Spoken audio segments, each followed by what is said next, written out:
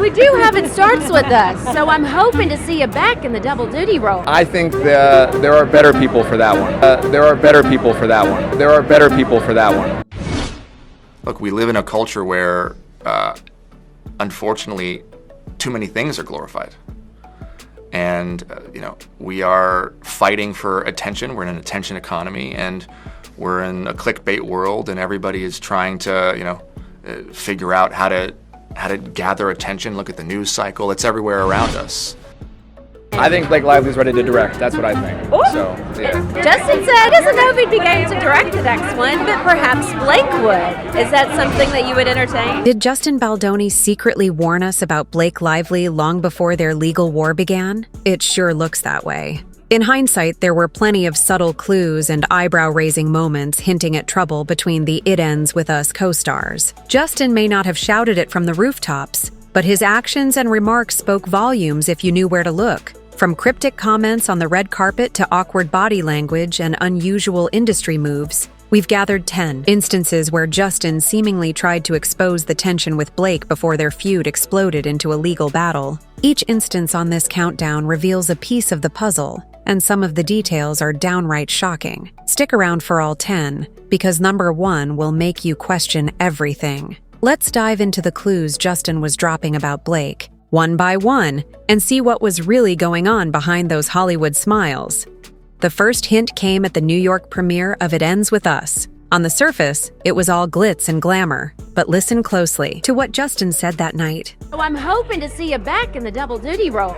I think there are better people for that one. I think there are better people for that one. Justin. I think Blake Lively's ready to direct. That's what I think. In interviews, Justin heaped praise on Blake, calling her strong, funny, and intelligent, all the things you want from a heroine. He even gushed that there wasn't a part of this production that she didn't touch, and everything she put her hands on, she made better. It sounded like a compliment, but some fans felt there was a double meaning. Think about it. There wasn't a part she didn't touch. To skeptics, Justin was hinting that Blake inserted herself into every aspect of the film. In other words, she was controlling, a subtle dig wrapped in praise. Then came an even more telling remark. When asked about a potential sequel, Colleen Hoover's follow-up novel, Justin smiled thinly and hinted he wouldn't direct it. He joked that maybe someone else should take that on, implying there are better people for the job. Huh?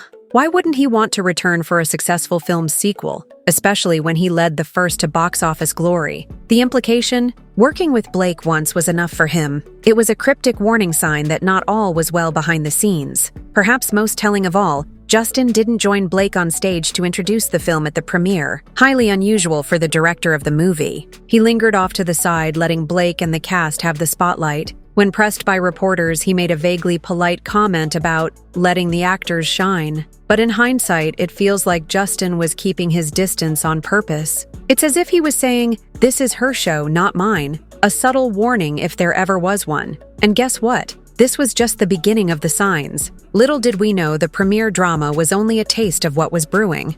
Was asked a seemingly innocent question. Would she ever want Blake Lively to direct one of her adaptations? Instead of an enthusiastic yes. Perhaps Blake would. Is that something that you would entertain? Oh, absolutely. I think that whoever decides to take charge of the next one would do it justice. But, it's a lot of people to get the same schedules together again, so we'll see. Oh, absolutely. She's so capable of that. She is a powerhouse. She could do literally anything. Colleen gave a hesitant smile and what looked like an eye roll before quickly composing herself. The moment was quick. Blink and you'd miss it. But fans caught it and immediately started buzzing. Did Colleen just throw shade at Blake? This little reaction became infamous among those following the film's press tour.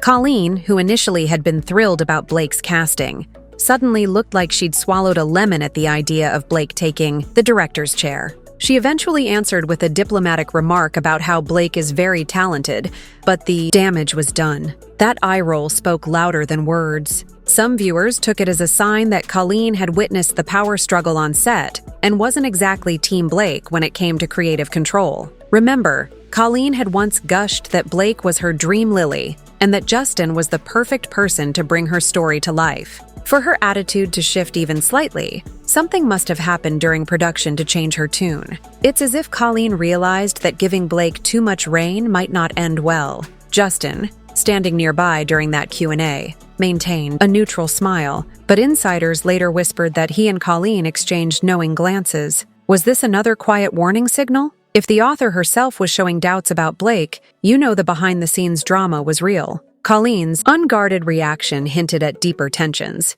and it wouldn't be the last hint either. Photo ops, often citing scheduling conflicts. But was it really just scheduling? Many weren't buying it. During the official press tour, Justin was largely absent from group appearances with the cast. For instance, at Colleen Hoover's Big Book Bonanza fan event, Blake showed up all smiles. Justin, however, was nowhere to be seen. Later, at a special screening in June, Blake and the rest of the cast surprised fans. But again, no Justin. Everyone started whispering. Were they avoiding each other on purpose? It sure felt that way. Even at the New York premiere, which both attended, they carefully avoided posing together. Blake walked the red carpet with her co-stars and even the author, while Justin stuck to his wife and family. He didn't mingle with Blake's group at all. If that's not deliberate distance, what is? Officially, Justin had an alibi. He revealed he'd been hospitalized with an infection for a week during the press tour, which explained some missed events. And sure, that could account for a few absences. But he was healthy by the premiere, yet chose to separate himself. The contrast was glaring. Every time Blake was center stage, Justin was on the sidelines, and vice versa. It was as if they had drawn a line down the middle of the publicity campaign. To fans paying attention, this spoke volumes. Justin didn't have to say anything overt. His avoidance of Blake during the film's rollout was a quiet signal that things between them were so fractured, they couldn't even play nice to sell their movie. If that's not a warning sign, what is? The avoidance only fueled rumors further, and the next clue made those rumors even harder to ignore. His "there are better people for the job" comment, one of the most telling moments, came in an interview that flew under the radar at first. A reporter asked Justin about Blake's involvement behind the scenes, specifically whether Blake had considered directing or if he'd ever let her direct something in the future. Justin's response was a polite laugh and a remark along the lines of, "Oh, I think there are better people for that job." Oof. It was subtle, but to those listening closely, it sounded like a pointed jab. At the time, it was easy to brush off as Justin just being humble or humorous. But in context of all the drama, that comment takes on a new light. It hinted that Justin might have doubted Blake's abilities or intentions when it came to directing. Remember, on this film, Justin was the director, and rumor has it, Blake occasionally tried to steer the ship. In fact, reports later emerged of creative clashes in the editing room, to the point where 2 different cuts of the movie were produced. Yes, you read that right. Apparently, one version leaned more towards Justin's vision, and another towards Blake's input. If true, that's a serious power struggle. So Justin saying, "there are better people," could very well have been referencing those very struggles, basically signaling, "I wouldn't hand over the reins to Blake, not after what happened on this project." Another moment that raised eyebrows. Blake was asked if she'd direct the sequel, and Justin quickly interjected with a lighthearted,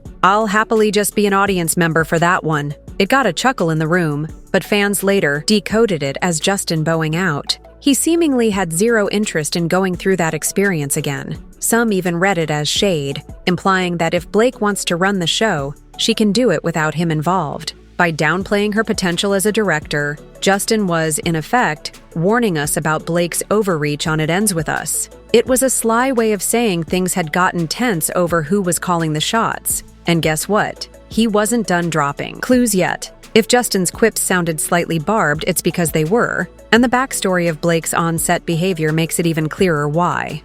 Justin didn't just wake up one day paranoid about a co-star taking control. It turns out Blake Lively has a track record when it comes to wielding influence on her projects. In fact, a resurfaced interview clip from a 2022 Forbes event showed Blake openly admitting that she often asserts creative control, and that it hasn't always been welcomed. She said some filmmakers resented hiring her as just an actress when she would push to have a say in everything. Blake admitted she used to hide her ambitions, but eventually she stopped holding back. Translation: if Blake's in a movie, she's not content to just act. She wants creative authorship, even if it steps on the director's toes. Now imagine, you're Justin, knowing this going in. You might be a bit on edge, right? And sure enough, rumors from the It Ends With Us set suggest Blake lived up to that reputation. Word is, from day one of filming, Blake was calling shots. One insider claimed that Blake even insisted on wearing her own hand-picked wardrobe for her character Lily,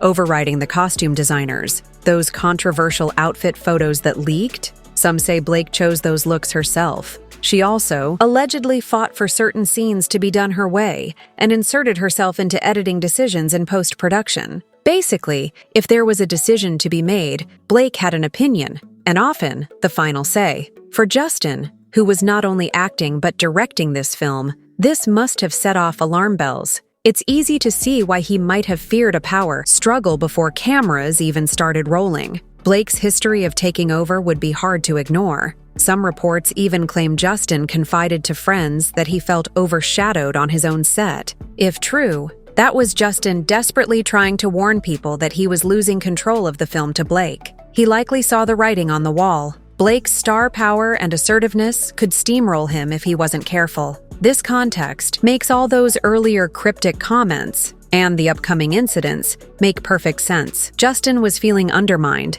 and these subtle cues were his way of letting us know. Knowing Blake's past, Justin's caution wasn't paranoia, it was experience. And as we'll see, his instincts were right on the money.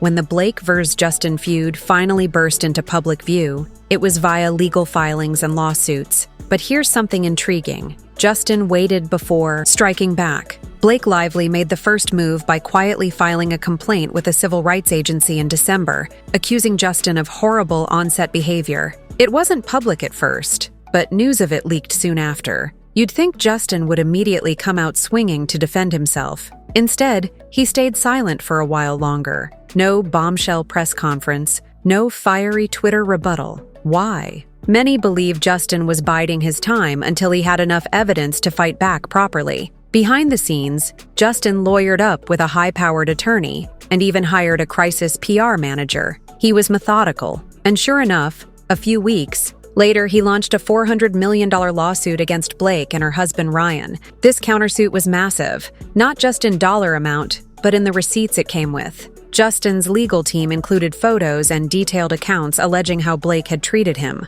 One jaw-dropping claim, Justin said he was literally held in a basement at the film's premiere, kept away from Blake. He even had pictures of him, and his guests stuck in a dingy room surrounded by concession stand popcorn and folding chairs as proof. If true, that's some serious evidence of the lengths Blake's team went to sideline him. By holding off and then dropping this legal nuke, Justin showed that he'd been collecting receipts all along. Text messages, emails, photos, witness statements. He came prepared. It's likely that during all those months of awkward press tours and silent tension, Justin was documenting everything, just in case. His delayed action wasn't a sign of weakness, it was strategy. He let Blake make the first legal move, then responded on his own terms when the time was right. Some observers think this was Justin's plan from the start. Endure it quietly, warn the public subtly, and when push came to shove, unleash the truth with hard evidence. In essence, his patience was itself a warning.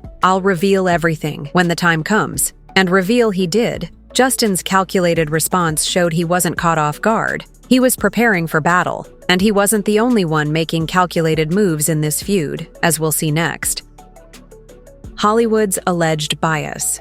Another sign Justin tried to highlight was how quickly Hollywood seemed to take sides, and not in his favor. When Blake's accusations became public, the industry reaction was swift, and to some, unfairly one-sided. Case in point, Justin's talent agency dropped him like a hot potato. Literally the same day the news broke that Blake had filed her complaint, Justin was informed he was no longer a client of WME, William Morris Endeavor. Ouch. This was the very agency that helped build his career, and suddenly they didn't want his name on their roster. Now, here's the kicker. That same agency still represented Blake Lively. And yes, they represent her superstar husband Ryan Reynolds too. So picture how that felt for Justin. It looked an awful lot like Hollywood closing ranks around the bigger star and her powerful partner, while casting Justin out. Many fans saw this as a glaring bias. Justin himself hasn't spoken about the agency ordeal publicly, but sources hinted he was devastated and furious. Can you blame him?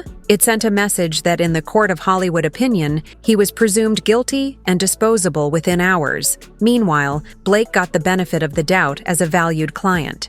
Justin's supporters point to this as evidence that he was up against the Hollywood machine.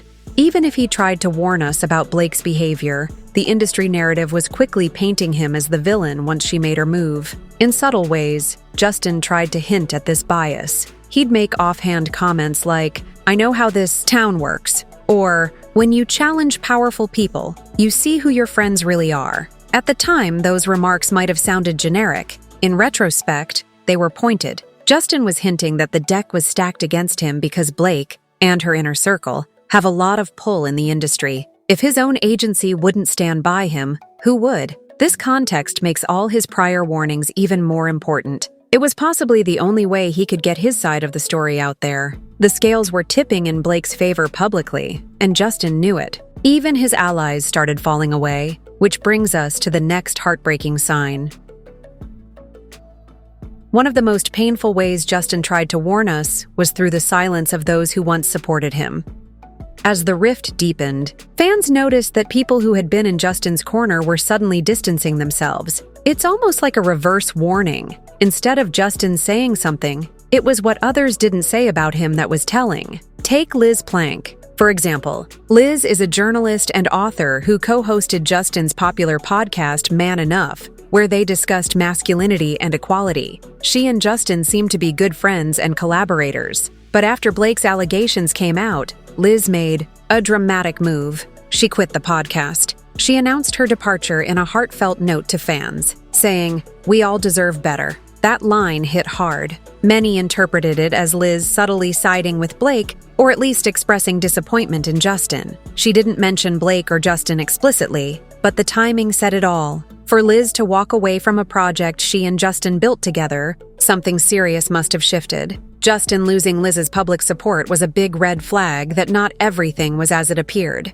He didn't call her out, and she didn't drag him publicly, but the split was loud and clear. Then there's Colleen Hoover and others involved with the film. Remember how Colleen and the cast were initially friendly with Justin? By the end of the press tour, eagle-eyed fans saw that none of the main cast or Colleen followed Justin on social media anymore. They all unfollowed him in unison, it seems. Meanwhile, they still followed each other and even Blake. That kind of coordinated social snub doesn't happen by accident. A source from the set even told People, "The principal cast and Colleen Hoover will have nothing to do with him." Yikes. Justin basically got the cold shoulder from folks who were once colleagues and presumably friends. Imagine being Justin. 1 minute Colleen is calling you her ideal Ryle and singing your praises. The next, she won't even acknowledge you online. Rather than rant about it, Justin let these actions speak for themselves. He knew fans would notice. In interviews, when asked about the cast, he'd politely say, "I wish them the best," with a forced smile. No warmth, no camaraderie, a noticeable shift from earlier days. Through it all, Justin's increasingly lonely stance was a warning sign in itself. He was essentially showing us, "Look, everyone has left me. Ask yourselves why. Was it because he was truly in the wrong? Or because Blake's influence had turned them against him?" Justin seemed to imply the latter, without saying it outright. When your friends vanish, something's definitely up. And in Justin's case, it set the stage for Blake's next strategic moves in this saga.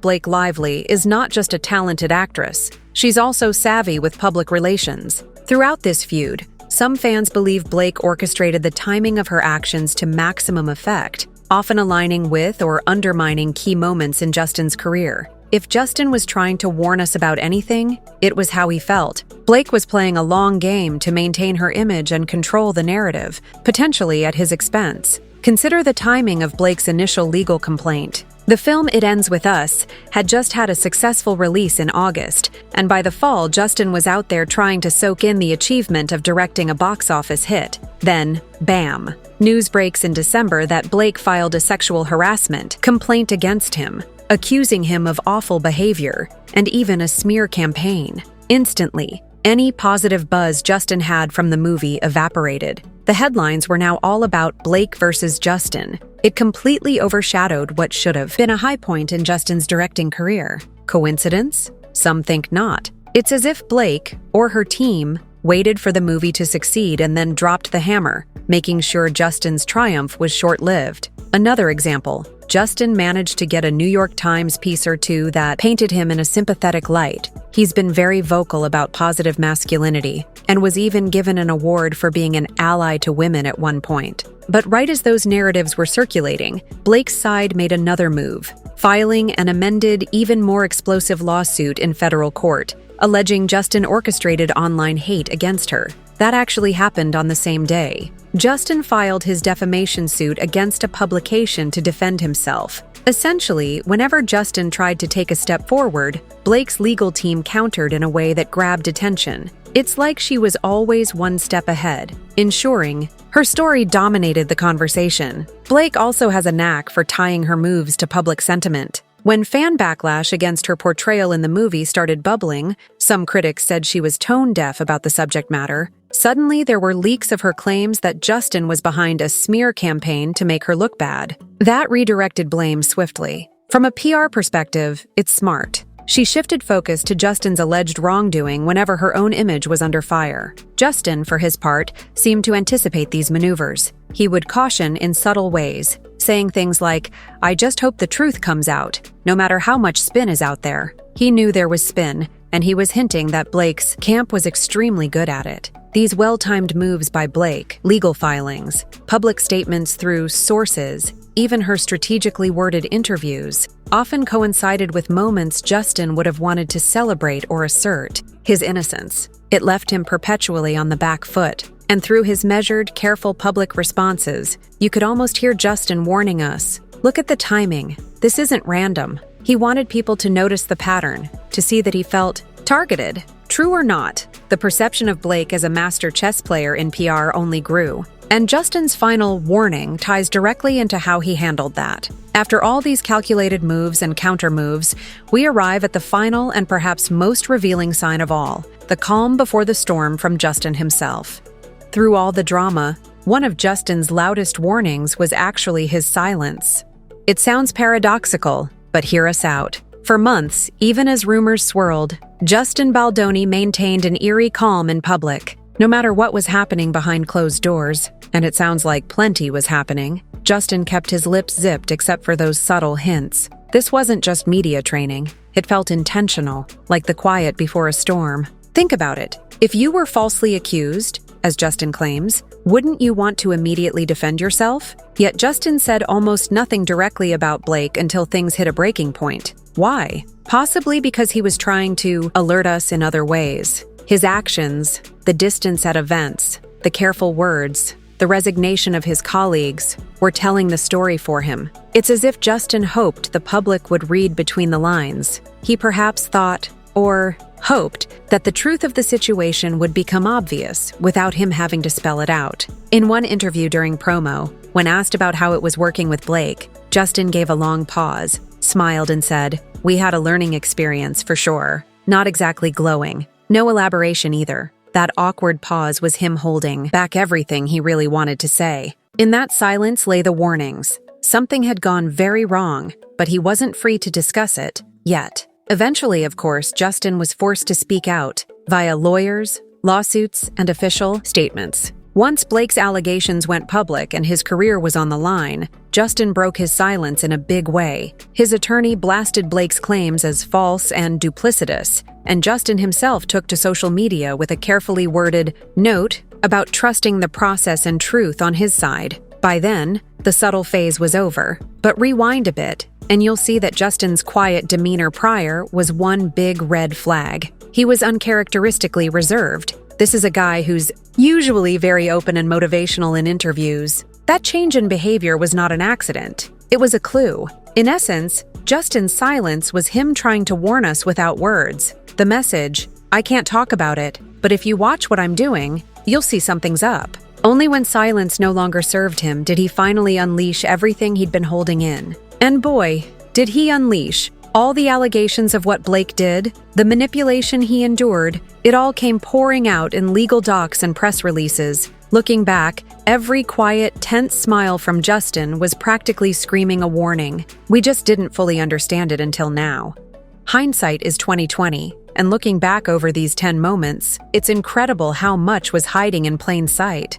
Justin Baldoni very likely was trying to tell us something all along. dropping breadcrumbs about Blake Lively and the turmoil behind the scenes. From that tense premiere night to cryptic quotes and conspicuous absences, the red flags were there. Each little incident by itself might have been brushed off, but together, they paint a pretty dramatic picture of a partnership gone sour. Of course, we have to ask, was Justin truly warning us about Blake? Or are we connecting dots that weren't meant to be connected? This could all be a series of unfortunate misunderstandings and a typical Hollywood power struggle that spiraled out of control. In the end, it might come down to perspective. Team Blake would say Justin is doing damage control and twisting narratives after the fact. Team Justin would argue he was villainized unfairly and tried to hint at the truth before it exploded. One thing's for sure, this feud is far from your average behind-the-scenes squabble. It has rocked Hollywood and fans are still reeling. From the he said, she said.